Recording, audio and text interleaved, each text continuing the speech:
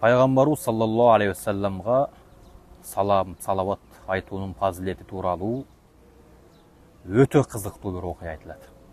Бүгін жұма күн екен, жұма күндің урматына ушул оқиғаны айтып берейін. Пайғамбарыбызға көп салават айтуыны, пайғамбарыбыздың шафаатына нәсіп болуыны барыбызға нәсіп қылсын. Имам Аззам біздің мазхаб жетекчибиз өте атақты болып, өзінің дорында өте атақты болып, өте илимдүү болып, Имамул Азам, улуу даражалуу имам деген наамдарга ээ болып тұрған учурда бұл кишини баары көргүсү келет да. Мисалы азыр өзүбүздүн Кыргызстандагы эле бир атактуу адамды баарыбыз көргүбүз келет. Ал кишинин жанына баргыбыз келет. Анын акыл насаатын уккубуз келет, сухбатташкыбыз келет. Сүрөткө түшкүбүз келет. Мына ушундай да. Мисалга Чубак устаз, Раматылык, Абдышкур устаз, Садыбакка устаз, жана башка алымдарыбыз да. Мисалга салганда да. Ошол сыяктуу Имам Абу Ханифанын доорунда дагы, Имам Азам доорунда дагы ошол кишини көргүсү келгендер аябай көп болгон экен да.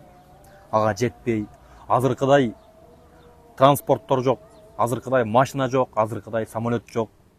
Барып көрөйүн десе, төө менен, ат менен, эшек менен канчалаган чакырымдарды айлап, күндөп, жумалап басып келип имамды көрүп анан кетишкен. Анан күндөрдүн биринде Имам Аззам кандайдыр бир зарыл иштер менен башка бир шаарга барышка туура келет. Сапарга чыгат, канчалаган аралыкты, алыс чакырымды басып, чарчап, чаалыгып жанагы шаарга барат. Шаарга барат, курсак ачат. Шаарга киргенде эле жолдун боюнда турган бир топ навайканалар көзүнө түшөт. Ошонун ичинен бир навайкана, бир навайчы көңүлүн бураттагын, көңүлүн тартаттагын ошого барат. Биринчи эле ошого барат. Барат. Барса навайчы иштеп аткан болот. Имам Аззам зирек адам да, алым киши да. Навайчынын кылып аткан кыймыл аракетине көз салып, байкап турат. Байкаса навайчы ар бир нанды жаап атканда дагы салават айтып жаап, дармаштырып, саллаллаху алейхи вассалам деп.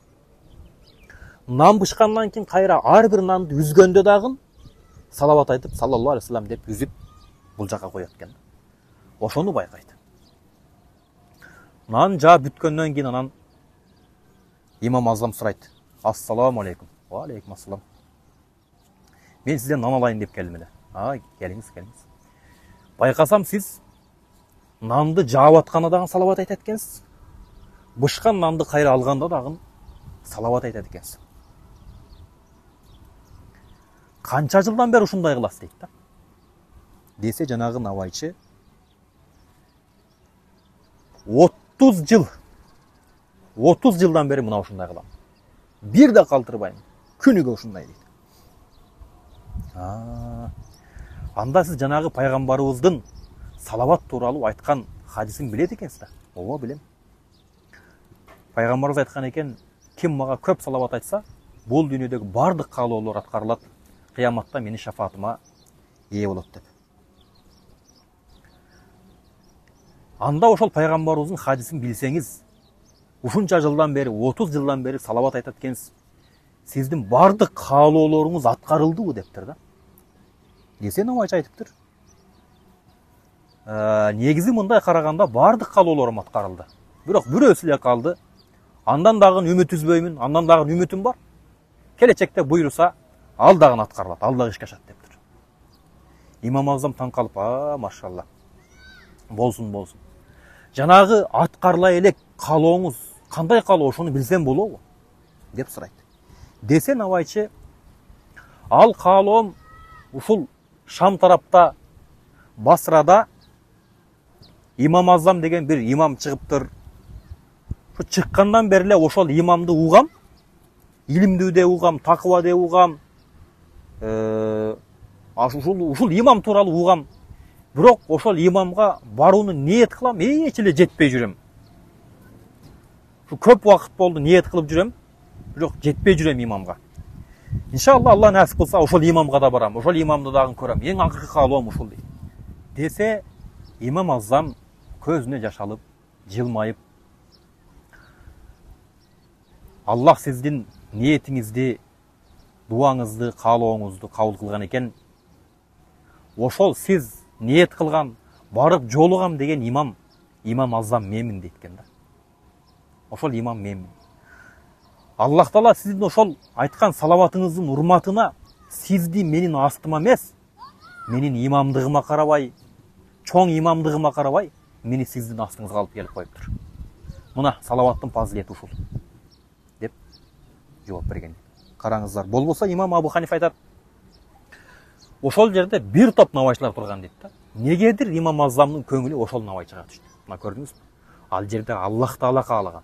Аллах Таала жанагы навайчыны салават айткандыгы үчүн имам Азамды навайчынын астына алып келген. Ушул окуядагыдай биз дагы бул дүйнөгө байланыштуу кандай гана каалоолорубуз болбосун, үй бүлөбүздүн тынч болуусу, үй бүлөбүздүн бактылуу болуусу, балдарыбыздын, перзенттерибиздин тарбиялуу болуусун кааласак, эң негизгиси акыретте ийгиликке жетүүнү карасак, пайгамбарыбыздын шафаатына ээ болууну кааласак, анда пайгамбарыбызга көп салават айтууну өзүбүзгө адатка айланталык. Аллах Таала айтат, ким пайгамбарга, Мухаммед пайгамбарга саллаллаху алейхи ва саллям бир салават айтса, Аллах Таала ошол салават айткан адамга 10 салават айтат дейт. Биз пайгамбарыбызга бир эле салават айтсак, Аллах Таала бизге 10 салават айтат. Алымдар айтат, 10 салават дегени бул пендеге берилген, ошол салават айткан пендеге берилген 10 жакшылык дейт. 10 жакшылыкты ар кандай түшүнсөк болот дейт. Ал үй бүлөсүнө келип аткан ырыскы, үй бүлөсүнүн тынчтыкта болуусу, перзенттеринин жакшы өсүп атуусу, перзенттеринин адеп ахлактуу, кулк мүнөздүү болуусу, рызкысынын кенен болушу, ар кандай бале кырсык, апааттардан, оору сыркоолордон алыс болуусу, мына ошол Аллах Таала жиберип жаткан 10 жакшылык дейт. Жума күнүнүн урматына тек эле жума күнү эмес, дайыма пайгамбарыбызга салам салават айтууну адатка айланталык. Саллаллаху алейхи ва саллям.